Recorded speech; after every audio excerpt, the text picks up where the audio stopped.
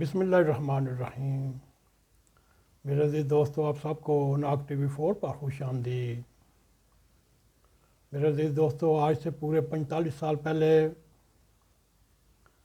5 جولائی 1977 سے پہلے کا پاکستان ایک ہمیں خواب لگتا ہے۔ اس پاکستان میں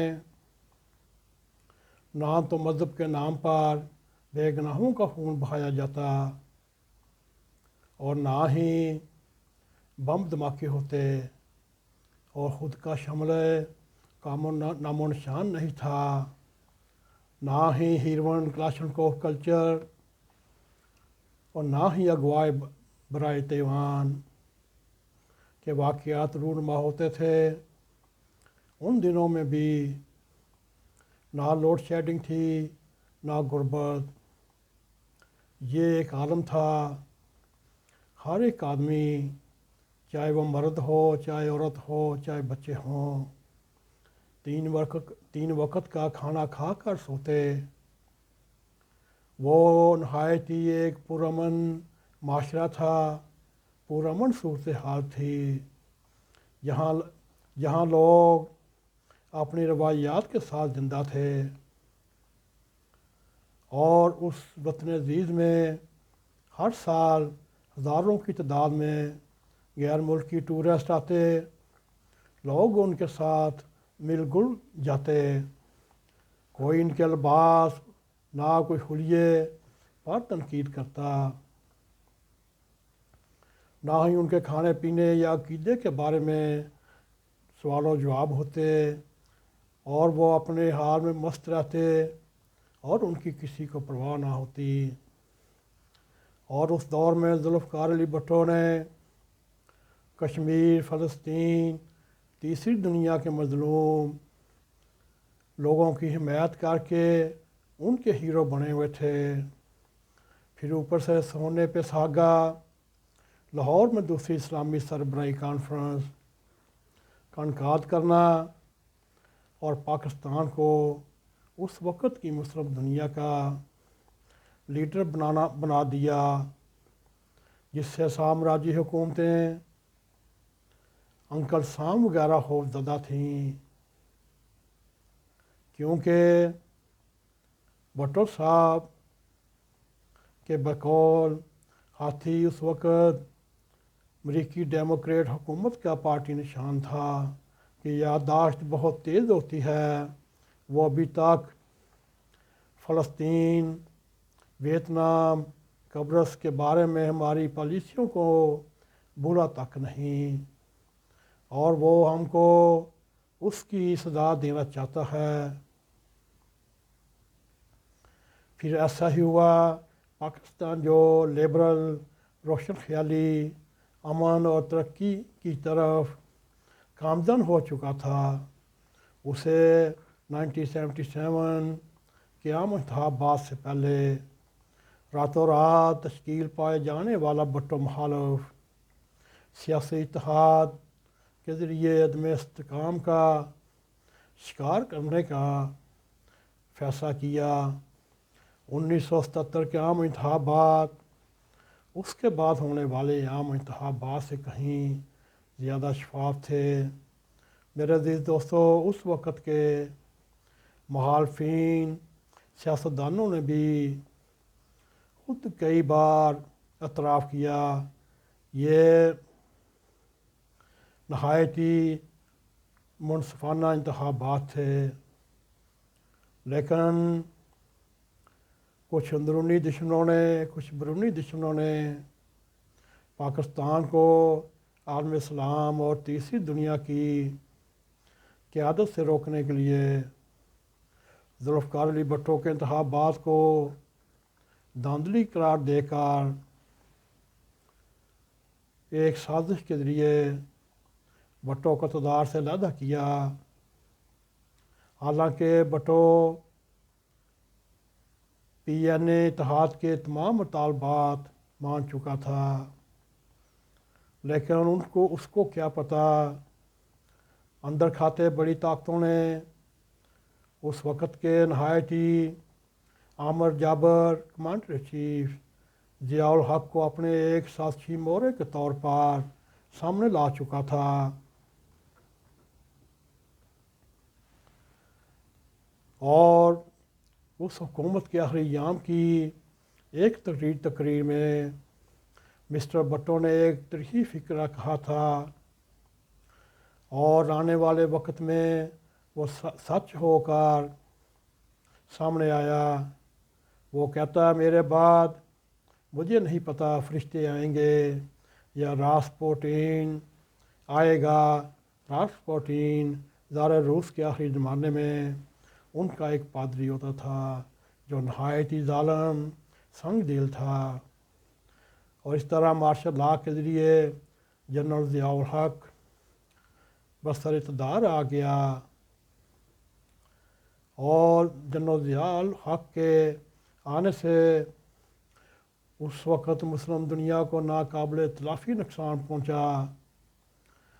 جنرل ضیاء الحق نے مذہب کے نام پر جھوٹ منافقت کو رائج کیا۔ اس نے ایک ریفرنڈم بھی کرایا، اور اس میں پوچھا گیا کیا آپ اسلامی نظام کا نفاذ چاہتے ہیں؟ اگر آپ چاہتے ہیں تو پھر وہ جنرل ضیاء الحق صدر بنے گا اور وہ منتخب ہوگا۔ یہ نہایت ہی ایک چول دلیل تھی، اور اس طرح اس نے اپنے مخالفین خاص طور پر پاکستان پیپلز پارٹی کو تباہ و برباد کرنے کے لیے اندرون سندھ میں علیحدگی پسندوں کو مضبوط کیا۔ سندھ کے شہری علاقوں میں کئی فرقہ وارانہ لسانی گروہوں کی سرپرستی کی، اور اس کے غیر جماعتی انتخابات نے قوم کو بنیادی طور پر سے لے کر اب تک ہر سطح پر تقسیم کیا، اور انہی دنوں میں کراچی میں MQM کو بھی مسلح اور مضبوط کیا، صرف PP کے سامنے۔ اور پھر اس نے اپنے مظالم کی انتہا کرتے ہوئے اپنے سیاسی مخالفین کو سر عام کوڑے مارے گئے، اور جب کوڑے مارے جاتے اس کی ٹکٹی کے اوپر مائک فٹ کر دیا جاتا تاکہ اس کی جب کوڑے لگنے کی چیخیں نکلے تاکہ دوسرے لوگ دیکھنے والے سمجھ جائیں، دہشت میں آ جائیں، کوئی مزاحمت نہ کریں۔ حتیٰ کہ یہاں تک اس وقت پیپلز پارٹی کے چاہے وہ MNA ہوں، چاہے MPA ہوں یا ورکر ہو، ان کے پاؤں سے نہن پلاس کے ذریعے کھینچے جاتے، ہاتھوں کی انگلیاں کے نہن وہاں سے کھینچے جاتے، اور پھر خود اس نے خود ساختہ نظام زکوٰۃ، نظام عدل کو قائم کیا۔ اس کی وجہ سے کرپشن کے نئے دروازے کھول دیے، اور اس نے ہر ممبر اسمبلی کو ترقیاتی فنڈ کے نام پر لاکھوں روپے تقسیم کیے۔ میرے عزیز دوستو، یہ تھے جنرل ضیاء الحق کے کارنامے، مگر آپ کو یاد ہونا چاہیے عالمی تاریخ جنرل ضیاء الحق کو کبھی معاف نہیں کرے گی۔ اس کا نام ہمیشہ سیاہ حروف سے لکھا جائے گا، چاہے وہ عالمی تاریخ ہو چاہے پاکستان کی تاریخ ہو۔ اس نے سوویت یونین کے خلاف امریکی بالادستی کو جنگ میں اراول دستے کی سہولت فراہم کی، اور ایسے لڑے جیسے امریکہ نے پاکستانی فوج کو ہائر کیا، اور اس کو سامنے رکھ کر بے تحاشا ڈالر کے بوریاں بیچتا رہا جو یہ جرنیل سنبھالتے رہے، اور اس کی وجہ سے پاکستان کو مذہبی انتہا پسندی، قتل و غارت، بم دھماکے، خشکل دھماکے کی دلدل میں پھینک دیا گیا۔ وہی روسان کے زوال کے بعد پوری دنیا میں پاکستان کی مدد سے یک طاقتی یونیپولار دہشت گردی کے حوالے کر دیا۔ میرے عزیز دوستو، جنرل ضیاء الحق کی پالیسیوں کے سلسلے میں اور تسلسل میں سب سے زیادہ شکار کون ہویا؟ وہ مسلم ممالک ہیں۔ ان میں تیسری دنیا کے غیر مسلم ممالک بھی تھے، مگر امریکہ نے اپنے نیو ورلڈ آرڈر کو نافذ کرنے کے لیے پہلے کویت، عراق، افغانستان، پھر لیبیا، پھر شام اور ایران سمیت کئی دیگر خلیجی ممالک میں بھی کھل کر ظلم کیا اور اس کو کھل کر کھیلنے کا موقع دیا گیا۔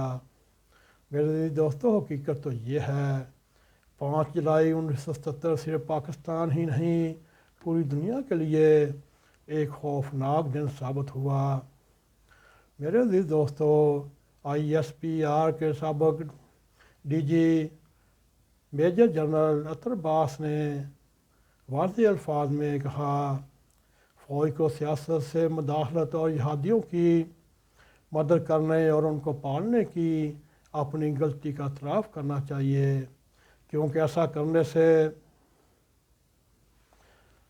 کرنے سے وہ ضیاء الحق کے لگائے گئے زخموں کے اوپر مرہم رکھی جا سکتی ہے، نہیں تو آج بھی اس کے پروردہ سیاستدان بھی اس کا نام لینے کو روادار نہیں۔ میرے عزیز دوستو، یہ ہم نے آپ کے سامنے 5 جولائی 1977 سے لے کر آج تک کے حالات سامنے رکھے۔ یہ دیکھنے میں آیا ہے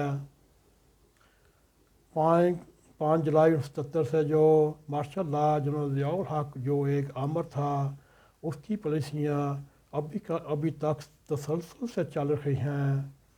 اگر ان کو اس وقت بھی نہ نکالا گیا، پھر آنے والے حالات پاکستان کے لیے اور بھی مشکل ہوں گے، اور بھی دشوار ہوں گے۔ آئیے ہم اللہ تعالیٰ کے حضور دعا کرتے ہیں، اے اللہ جل شانہ، پاکستان کے اوپر اپنا فضل فرما، اپنے غیب سے پاکستان کی مدد فرما اور پاکستان کو ہمیشہ زندہ و تبیندہ رکھ۔ اسی کے ساتھ ہم اجازت چاہتے ہیں۔ اگر آپ کو ہماری یہ ویڈیو پسند آئے، اس کو لائک بھی کریں، شیئر بھی کریں، کمنٹ سیکشن میں جا کر اپنا نظارہ خیال کرتے ہوئے ڈاک TV 4 کو سبسکرائب کریں اور جاتے جاتے بیل آئیکن کو کلک کریں تاکہ ہماری تازہ ویڈیو آپ تک پہنچتی رہے۔ اسی کے ساتھ ہمیں اجازت دیں۔ السلام علیکم ورحمۃ اللہ وبرکاتہ۔